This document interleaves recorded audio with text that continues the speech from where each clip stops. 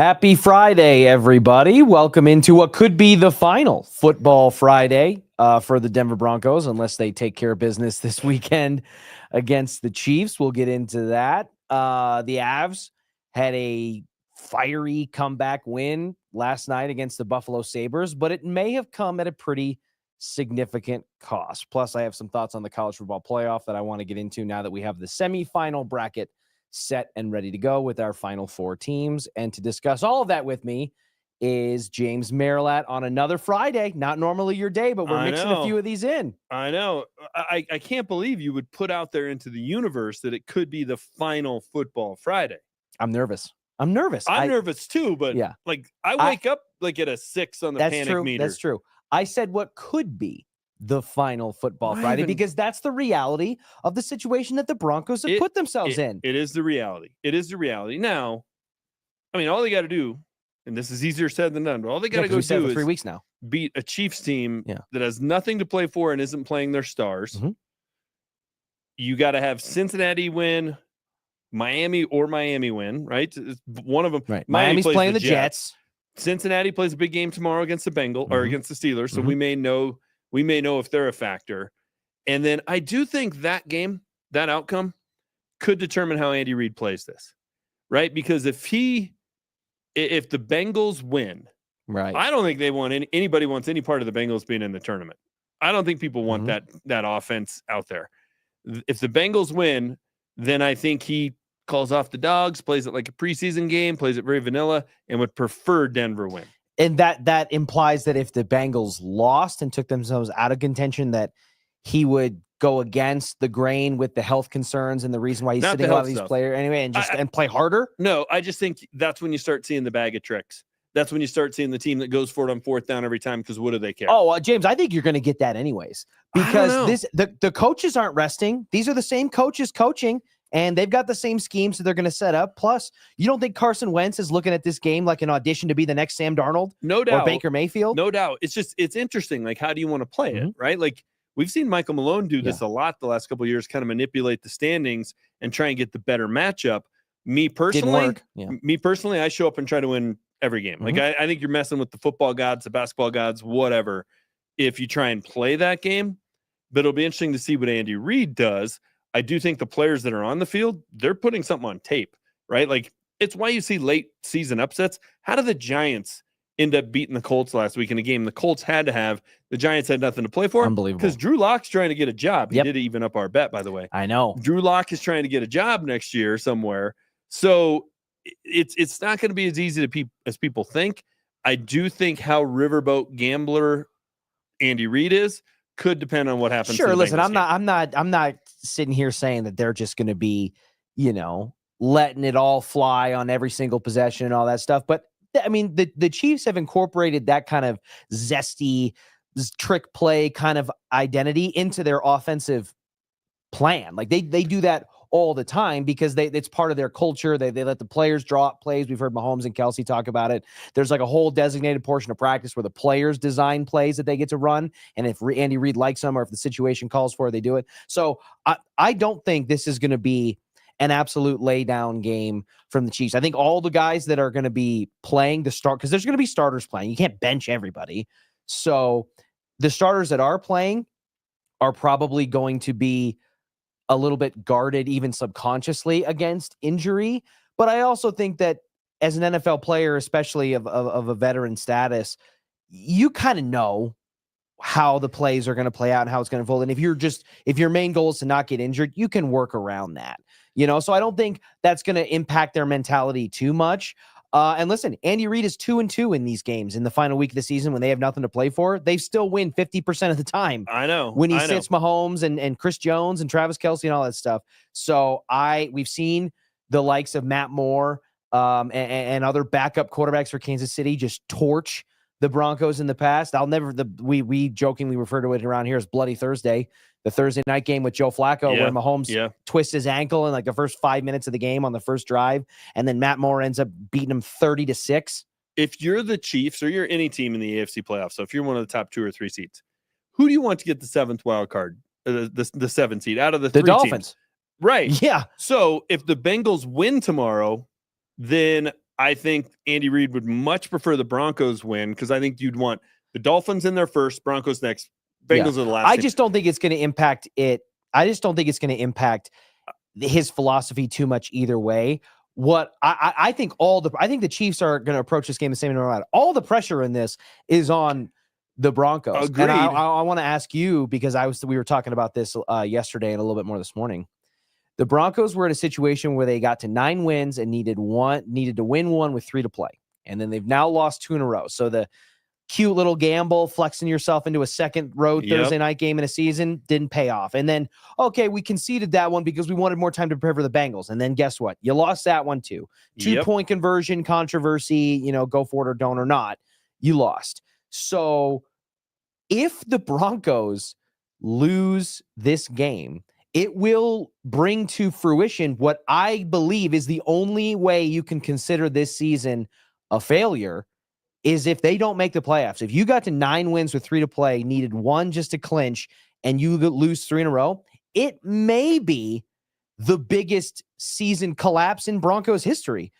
It's right. I know up that there. when you're talking about, hey, to clinch a wild card spot, the stakes aren't there. I mean, they choked in Super Bowl 48 after being the biggest team ever.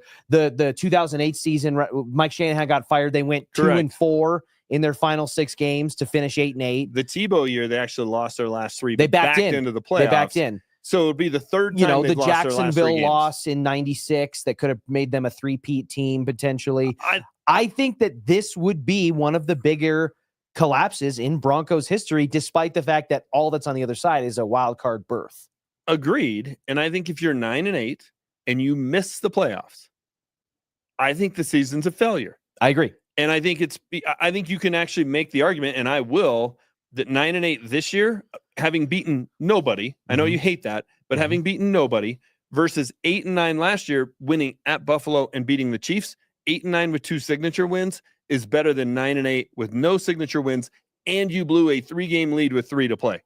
That to me is just an epic collapse.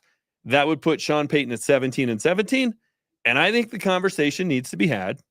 Is he the right guy? Because every week... No, you're taking it too far. Richie, I knew I should have said it. You're taking it too far. Every week, there is some sort of controversy. Holds up 2 fingers and then decides to go for 1.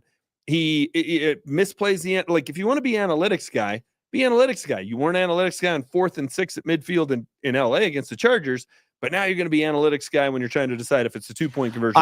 We don't have to rehash the whole thing, but I'd say this: he's all over the board. I didn't mind him not going for 2 at the end of that game. I understand in hindsight, it's like, hey, you had him on the ropes. You're on the road. You got a flukish game tying touchdown. Fine, but have a personality. What are you? Are you analytics guy or seat of the pants guy? He changed. Do you have to be black and white? You can't be gray? Yeah, because then you can Dan Campbell that thing. This is what we are. This is what we do. Take the guesswork out of it. He changed his mind in 90 seconds. He went from we're going for 2. They review the play to we're going to kick it because we can maybe play for the tie. Never mind that we haven't stopped them once. They haven't punted once. Sean Payton has made many mistakes. Okay, I want to, because I don't want to get bogged down in the 2-point thing because we've been belaboring that all week. What I'll say is he made the decision to go for 1. And in that situation, basically you are making that decision with the understanding that you are trusting either your captain to win the coin toss, which is a 50-50 chance, or your defense to get a stop. His defense got the stop. Well, then his prized offense with his prized quarterback. That's the problem. It's not, I wasn't so frustrated with the decision maker game management element of why they lost that. My frustration was you had multiple possessions in overtime and you couldn't get a first down. Well, you forced your defense to have to try to stop Joe Burrow 3 times in an overtime period in sudden death. That's the problem. If he kicks the extra point, the defense gets a stop, and they kick it. Will Lutz kicks a 47-yard field goal to win. We're not even belaboring this point. I get it, but if you're going to justify it with, hey, I knew the tie was in play, and we'd get then that's play weird. For a tie in overtime. Weird. Yep, that was. I do wish he just never said that because that makes it very murky. Okay, so here's my Sean Payton thing, and I talked about this on Denver Sports Tonight with Will Peterson last night.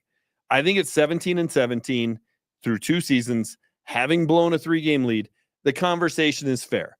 Am I firing Sean Payton to hire Ben Johnson, the OC at Detroit? No. it's too much of a gamble. You keep things on course. Let's say the 49ers part ways with Kyle Shanahan. Oh my God. Okay. Are you letting Kyle Shanahan be on the open market? Okay. Assuming you don't get into another Jim Harbaugh situation where does Kyle Shanahan even want to come back here after getting spurned for VJ in the hiring process? I'm just asking, if the right guy is there and you only got one chance to make the switch, you're going to stick with the guy and his big Red Robin menu and he can't read it and he's making one blunder after another? What's Kyle Shanahan won in the last 5 years? He's been to a hell of a lot more Super Bowls in the last 5 years than Sean Payton. He's got a hell of a lot, same amount of rings. He lost in the last 5 years. He lost in double overtime in the Super Bowl a year ago with Brock Purdy as his quarterback. Brock Purdy is a good quarterback. He's so average. Anyways, I just think the conversation just on the note, because this just sparked into my mind too. On the topic of would this be the biggest collapse in Broncos history in the last decade, 2 decades? What would be bigger if the Broncos lose to the Chiefs on Sunday, which I just want to put on the record now, spoiler alert, I don't think they will. I think they are going to take care of business this weekend, despite the paranoid, anxious, towel-wringing, person that I am deep down. I do think the Broncos will be focused, will be ready. I was very pleased and encouraged with Bo Nix's comments earlier this week about his mindset and the team's mindset and things like that, because the mental side of this game is just as difficult, if not more difficult, as the physical side when you're the one that all the pressure's on you and they're playing as loose as they can possibly play. Would it be a bigger collapse in terms of the end of season result, the Broncos losing 3 in a row in a win 1 and you're in situation, or the Nuggets blowing a 20-point lead in Game 7 against the Minnesota Timberwolves at home? I think it's the Nuggets, because the Nuggets had championship aspirations and they had won the title the year before. I agree. They're supposed to be battle tested. Like, look, even the most optimistic Broncos fan has to look at this and say, it'd be cool to get in the playoffs. Yeah. But you're likely going to Buffalo to get beat, if not boat raced. Yeah. The Nuggets, the snow doesn't kill you, Josh Allen will. If they win Game 7, I think they beat Dallas. I think they got a shot against Boston. I do too. That collapse cost them a title. When I had the conversation with some of our coworkers previously, I think I was leaning more toward the Broncos, just given the parameters of, like, you had 3 shots to just win one. Whereas the Nuggets, the game 7 is a do or die situation. But as I said it out loud to you just now, I think I flipped. I think the Nuggets would. The only thing that would make it similar, let's say the Broncos are up 2 touchdowns going into the fourth quarter on Sunday and blow it. Now we're talking similar. Oh my gosh, yeah. If it's like a Charger situation where they're like up by double digits and okay, or a 21-point halftime lead, or something like that. Okay, then maybe it's the I guess same. There's some nuance. If they just lose it, I mean, they lost at the Chargers on a short week's playoff team. They lose at the Bengals, which at that point they probably become a playoff team. It's like, not that it's fine, but it's more forgivable. 20-point lead in the second half at home with painful. An advancement to the next round on the line. Even more painful if you'd just beaten the terrible Spurs team that year instead of blowing it right there at the end, and you wouldn't even have to go through that route. But anyways, did you catch the Avs game last night? I did. I did. I missed like the first 5-6 minutes of it, and it felt like as soon as I turned it on, Wedgewood gave up that first goal, and I was like, do you ever have those moments where something that happens, you're like, should I turn it back off? Should I almost every time I watch a game? Sports superstition. I'm like, should I go back to watching, whatever? And I didn't. I kept powering through. And I remember thinking during that game, I'm like, the Avs have got to beat a team. Buffalo's not a great hockey team.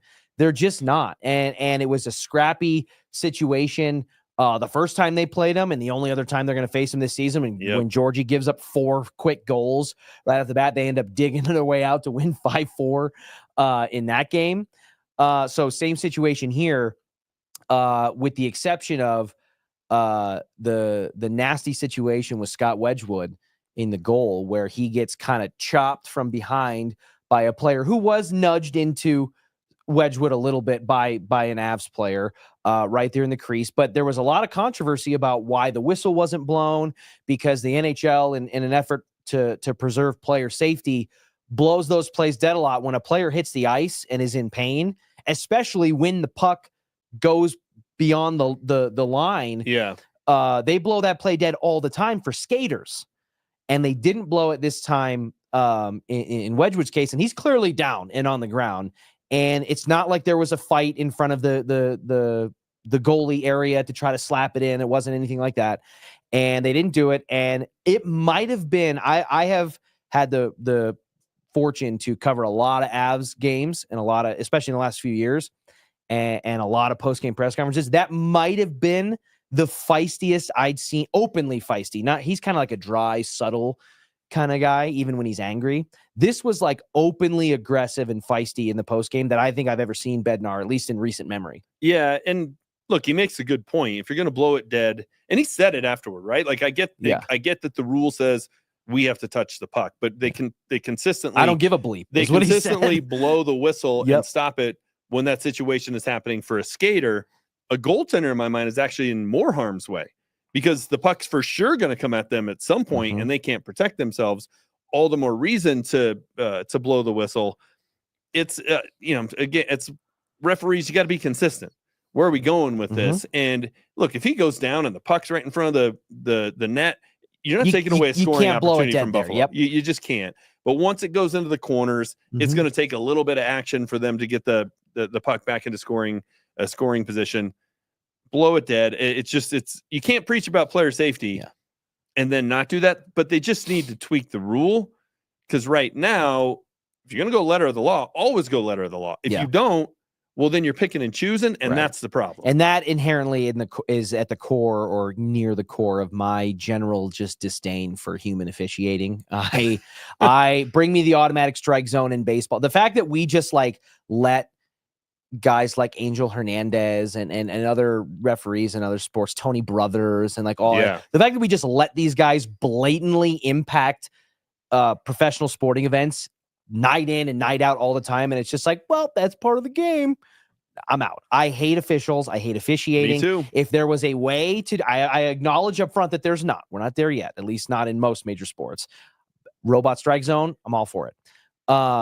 If there was a way to officiate professional sports, or really just sports in general for that matter, without the stupid element of human error, I would sign. That didn't completely disrupt the flow of the game. I would sign up for it in a heartbeat. We're just not there yet. I would too, but by the same token, I hate replay, because I don't think replay solves anything. Two prime examples in the last week.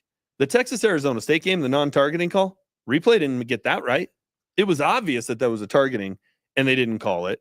The Marvin Mims catch, to me, good for the Broncos, but he's bobbling the ball as he slides out of bounds. If I'm a Bengals fan, I'm furious. See, but when I watched that replay, it did look, with the Mims thing, the targeting call, egregious. And especially with the emphasis that the NFL and college football have put on making that call in the interest of player safety, there is actually no way that, by the definition of the rule as it's laid out, that you cannot consider that targeting. And in college football, there's the added layer that they don't even need a call on the field to initiate that review. How they didn't get that right's beyond me. But here's the thing. They got Mike Pereira, who used to be the former head of NFL officiating, Dean Blandino. All the Italians. Who's the other one? Steratore? Gene Steratore. They got these three guys on, right? I'll bet half the time they don't get it right. Like, they'll come on and say, yeah, that's not going to be a catch. Well, no, and then they safeguard that by not actually, like, half the time they don't even give you an opinion on what it is. They just kind of lay out both sides and they're like, yeah, so we'll see what they're about to say here. Because replay doesn't solve anything. I think it's worse to have the call missed, replay still not fix it, or it be something replay can't look at or whatever. Just until you can figure out how to automate it, just let human beings go do it. You're screwing it up anyway. Before I transition to some thoughts on the college football playoff, I do want to say that I, from my perspective, as I was looking to glean takeaways from the game last night, obviously the injury to Wedgewood is problematic on a number of levels. One, because the Wood tandem there in net has been superb. Yeah. Since they've cleared out the goalie room and gone with this fresh approach. Both of them individually, whether you look at save percentage, record, or just the overall morale lift that they've given the locker room, and the skaters around them, has been significant. So one, his injury complicates things because Bednar said he's going to miss some time, which, if you are fluent in hockey speak, especially kind of Bednar speak, that it's several weeks where this could be like a 4 to 6 week type of situation. I pure speculation. I think he might have broken his ankle. I legitimately think that there might be something because if you watched his body language, hockey players we know are some of the toughest people on the planet. Yeah. And you watched how gingerly he was getting off the ice and going through the tunnel on that leg. Knock on wood, all things considered, if it's just like a bad sprain, I'm all for it. But you could be looking at a situation where you're missing Wedgewood for a month, if not 6 weeks. And then what are you going to do behind Mackenzie Blackwood? You got to call somebody up. The Russian goalie that they drafted, Nabokov, I think he's still under contract in Russia. So you're not gonna rely on him. You already made 2 goalie deals. You're gonna make a third, and it just feels like this team was finally catching some fire and some momentum, and this kind of puts things on a little bit of a seesaw. And then, like I said, the morale factor of like this goalie pairing starting with Wedgewood, who got the big silly hat in his very first game, back with his new team. It lit a fire I think that injury lit a fire underneath them in that game. They were down 4-2 when that happened. You come back to win 6-5 in overtime, including a goal with 6 seconds left in regulation. I just have some concerns about the length of his injury and what it could mean for the Avs, who just felt like they were starting to climb back, especially with health, getting Drouin back. I'm with you. I mean, they've won 6 in a row. They're 7-2-1 in their last 10. They're, if not the hottest team in hockey, they're right there in that conversation. A lot of it started with the trades. It really, you're right. It's just a belief that, it's the guys in the room believing that whoever they're putting between the pipes gives them a chance. And they had lost all faith in Georgie. I'm going to hold out hope. And you could be right. It could be a significant injury. I do think, given Bednar's kind of tirade that he went on, you almost have to say he's going to miss some time. If you're like, he's fine. Like, well, what are you going on this tirade for? You almost have to say it. So hopefully it was just part of, justifying his rant. Mm-hmm. But we shall see. Look, they're a good enough team offensively to be able to weather the storm. Are they going to stay as hot as they've been? Probably not. But let's just wait and see what the news is before we panic too much. No, of course. Yeah. And you guys, the only thing again that it just, your brain starts to spin on all these different scenarios. Like if he's out for more than a month, let's say, well, now you're knocking on the, pretty soon after that, you're knocking on the trade deadline door. And it's like, if you got to make another move. If you have to make another move for a goalie. If he comes back healthy, maybe it's, hey, we make another move to add a skater, or we do something different, or whatever it is, as they continue to build toward a cup contender postseason team. It just hampers things right before a very pivotal point in the season, after which is basically the point of no return. You kind of have what you have. Yeah, unless you're Vegas. I think you almost have to just, LTIR. hey, who can we bring up who is going to play 1 out of every 6 games here if we have to? And you just cross your fingers that you can hold things together until he comes back.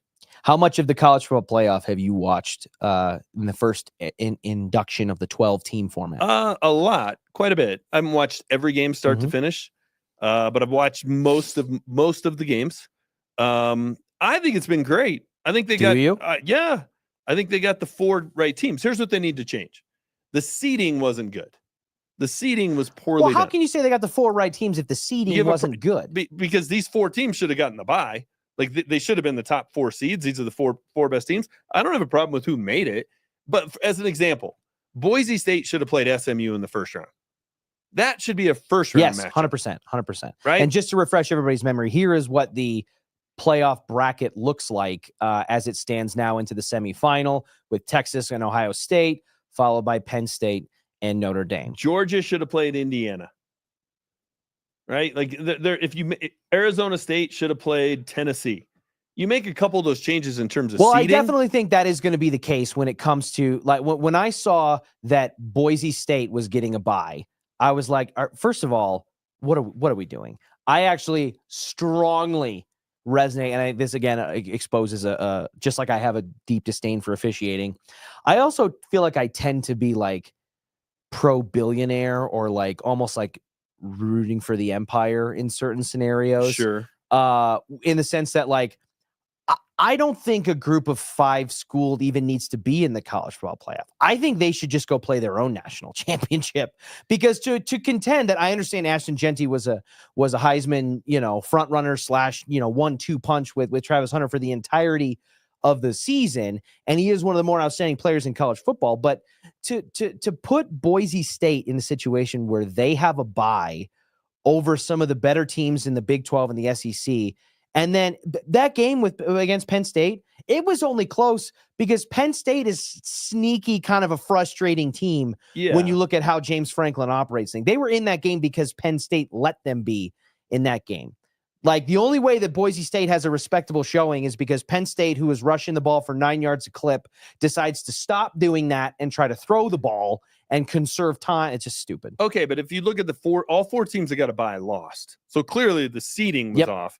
But Georgia with the backup quarterback, okay. Yeah, if Carson Beck is in, I don't know. I think we're having a completely different conversation. Boise State should never have gotten a bye. Like, that was silly. And now you look at a situation where, because of that, Penn State, who I also dislike, by the way, Penn State, who doesn't win their own conference, has a better draw and path to the semifinal than Oregon, who's the number one undefeated team in their country and wins the same conference. Right. How do you make that make sense? Oregon is the only true, in my mind, upset in that round, because Georgia, I know they were 2 seed against a 7, but without their quarterback, I don't think that's an upset. I don't think Penn State beating Boise State's an upset. Oregon gets upset. You can make the argument, man, they had to wait too long. And then the Arizona State-Texas game, it was a 4-5 game. And it went to overtime, double overtime. Awesome. So, and Arizona State got hosed. They did with the targeting call, but they also had a 4th and 13 to win the game. Like, we have somebody here who in the office who went to ASU. I had the text written, waiting to hit send, congratulating him on the win, and they give up a touchdown in overtime. It's like, how do you do that? So that game was great. So the 4-5 was great. The other games, there's one upset and 2 that you can understand. Like, we got the four best remaining teams in the country. We do. Yeah, but you put yourself. Ohio State and Oregon played an earlier game in Oregon. It was 35-34. Yeah, I think Ohio State's a better team, and they won. They proved it. They on a neutral field, they were the much better team. Yeah, I do think that with Ohio State, I think some of us got in the same way that a lot of people, myself included, I think maybe got a little bit enamored with the logo or the prestige of a program like Georgia and Kirby Smart's defense and all that. It's like, you're playing in a playoff game with a backup quarterback, Exactly. Which is, it's not like we haven't seen, Cardell Jones did it for Ohio State. They won a national champion. They won a college football playoff national championship that way. Or that might've been pre-college football. But it wasn't Tua coming off the bench for Jalen Exactly. It wasn't that. So I think I myself, first and foremost, may have gotten, because I picked Georgia to win that game, get enamored with that. I also think we got a little wrapped up in Ohio State losing to Michigan again, which Michigan's not a good team this year. But that loss, I think, and re-swirling and kicking up the dust around the Ryan Day conversations. Yeah. You start focusing on he's 0-4 versus Michigan or whatever. He's 1-4 versus Michigan in his last 5 years. And he's like 37-2 against every other opponent. Careful what you wish for, Buckeyes fans. Mm-hmm. Like, come on. Yeah. But no, overall, I will say that, I think the expansion to 12 teams was good. It allowed for more fun and a little bit more run than the 4-team playoff, because I just think when you made it the cut at the 4, you're leaving some awesome teams on the cutting room floor. Like this, the situation where I think that perfectly epitomized it was Georgia losing to Alabama as the number 1 seed in the country, losing to Alabama in the SEC championship, also a top 5 team.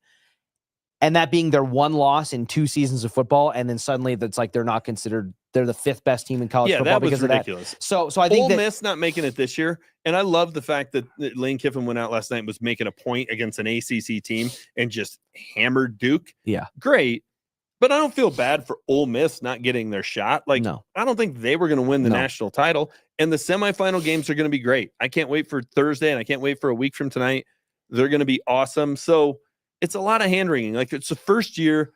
12 teams is great. You got to figure out how to make the seeding more accurate and more proper and not back yourself into, it's got to be the top 4 highest-rated conference winners. Like, that stuff's silly. But if you look back now, Richie, and we took the same 12 teams and seeded them properly, it would have been a great tournament. Yeah, no, I agree. I think the seeding, when it came out, I kind of felt like this doesn't make a lot of sense. SMU and Clemson making it did not make sense. The games kind of played out in that sense. Before we get out of here, just to close on some predictions. What do you think is going to happen on Sunday at 2:25 down the street at Empower Field when the Broncos take on the Chiefs? Are we going to the playoffs? I think the Broncos are going to win. They're not going to back in. I think they're going to win and go to the playoffs. I do think by about 3:15, we're going to know. If they come out in the first quarter playing well because that place is going to be rocking, I think they kind of cruise to a win. If they're down like 10-0 after the first quarter, that whole building is going to get so tight, the vacuum, and so tense, and it's going to be like, oh my gosh, then it could go the wrong way. So watch the first quarter. You'll know what's going to happen. Right. Well, I agree with you. I don't know exactly. I think it could be because you're playing backups on one end, and offensively, they've been a little bit of a roller coaster all season, factoring in that the defense, after being for 2 months of the season, one of, if not the best defenses in football, has regressed significantly in some certain categories like total yardage and things of that nature. I think this could be an ugly win just because of all those factors and what's at stake and not at stake for the two teams involved. But I do think ultimately the Broncos will win. There will not be a consolation playoff bid back-in situation. And by the sound of that, it looks like you and I will be having a much more chipper, cheery conversation on Monday. We will either be having Victory Monday or Should Sean Go Monday. That's what we're going to be doing. All right. Well, I guess you'll have to tune in on Monday to find out. Have a great rest of your day, everybody.